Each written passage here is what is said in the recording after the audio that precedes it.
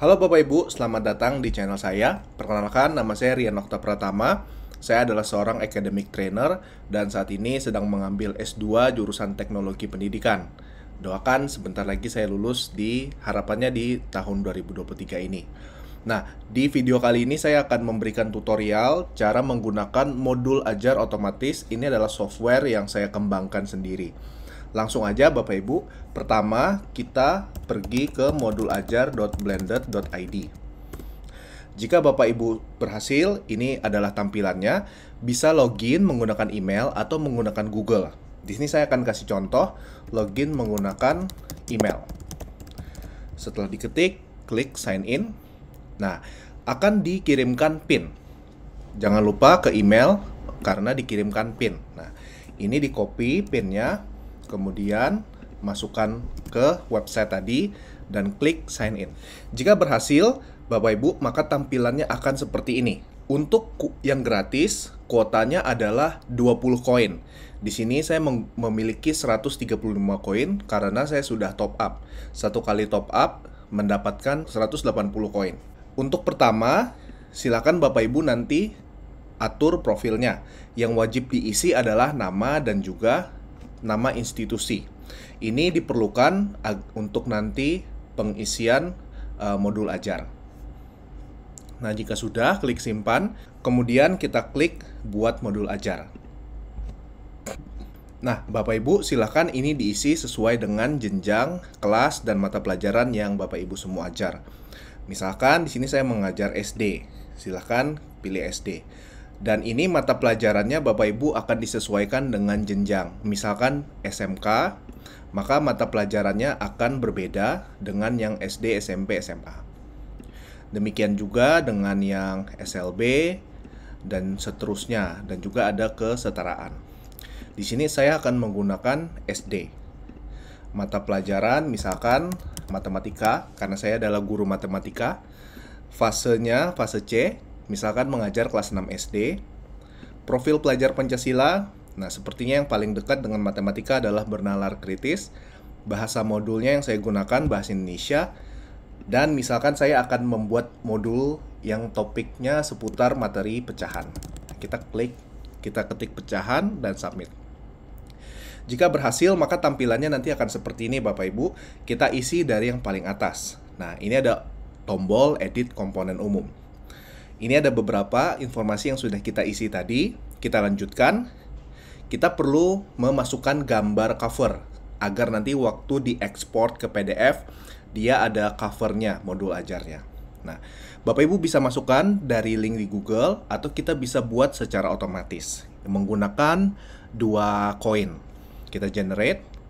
Tadi 135 sudah berkurang jadi 133. Nah, kalau Bapak Ibu kurang puas, ini bisa cari dari Google ya. Kita copy dari Google manual. Misalkan dari sini saya sudah siapkan copy image address dan ini di delete dan paste dari yang tadi. Nah, jadi dia otomatis akan muncul ya yang tadi. Kemudian simpan. Nah, berhasil disimpan. Kemudian setelah selesai di tahap 1A, kita lanjut ke tahap 1B, yaitu judul modul ajar. Karena sebenarnya judulnya kurang menarik ya. Kalau misalkan topiknya tentang pecahan, judul modul ajarnya pecahan gitu.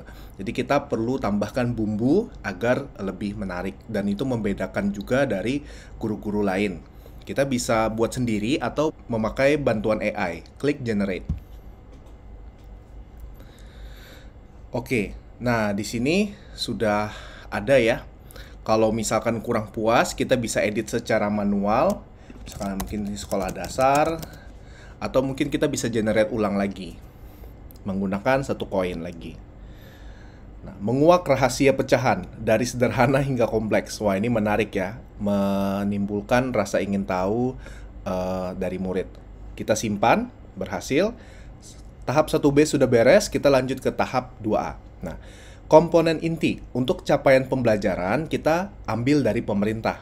Nah, ini saya sudah buat softwarenya agar nanti tombolnya otomatis ke referensi pemerintah. Saat kita klik, langsung ke matematika fase C yang tadi kita sudah pilih. Nah, kita perlu buka dulu semua agar kita bisa cari dengan cepat. Nah, saat sudah dibuka seperti ini, Ctrl F, cari pecahan. Nah, ini ada, saya coba copy paste dari yang ini aja, capaian per elemen ya. Ini kita copy, kemudian masukkan ke sini, di paste, dan simpan. Nah, sudah. Selanjutnya kita membuat pemahaman bermakna. Apa itu pemahaman bermakna? Sepertinya butuh satu video lagi. Jadi ini saya langsung aja ya. Kita generate aja dulu, karena ini tutorial menggunakan modul ajar otomatis. Ini kita generate menggunakan 2 koin. Dari 131 koin sekarang berkurang ya. Seharusnya nanti jadi 129. Nah, benar. Oke, ini sudah ada pemahaman bermaknanya. Nah, misalkan ini saya ganti 1, 2 ya, bukan strip begini supaya lebih rapi. Kalau puas bisa di save, kalau kurang bisa di generate ulang atau di edit. Simpan. Selanjutnya pertanyaan pemantik. Saya generate lagi. Nah, ini menunggu pertanyaan pemantiknya sedang dibuat. Oke, sudah ada. Nah, ini seperti tadi saya ganti ke angka aja supaya lebih konsisten. Ini saya simpan. Nah, ini tadi ada spasi ya di pemahaman bermakna. Berarti di pertanyaan pemantik saya coba tambahkan juga supaya konsisten. Oke, sudah. Tahap 2A sudah selesai. Selanjutnya kita ke tahap 2B, yaitu asesmen sumatif. Nah, kita perlu memilih jenis pengerjaan dan estimasinya. Misalkan saya menginginkan asesmen sumatifnya nanti dalam bentuk autentik, yaitu jawaban dari murid atau hasil belajar murid itu akan berbeda atau bukan satu jawaban yang sama. Jadi saya memilih autentik dan pengerjaannya secara berkelompok. Estimasi durasi misalkan modul ajar ini akan dibawakan selama 12 minggu. Nah, ini bisa diketik manual atau kita bisa minta bantuan AI. Generate. Oke, pembuatan board game interaktif. Oke, saya suka nih, langsung pakai ini aja. Simpan. Kita akan buat ya pembuatan board game interaktif ini. Kira-kira dalam bentuk apa ya dinilainya, menggunakan instrumen apa? Coba kita generate.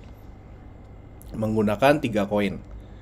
Oke, pengecekan lembar jawaban, observasi terstruktur, dan seterusnya. Coba saya generate lagi, saya kurang suka. Checklist penilaian.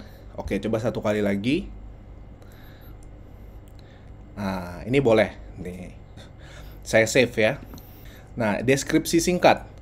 Menggunakan 1 koin. Deskripsi singkat ini untuk merangkum asesmen sumatif tersebut dalam 1 paragraf ya. Nah, oke, ini langsung saya save aja karena sudah oke, sudah bagus.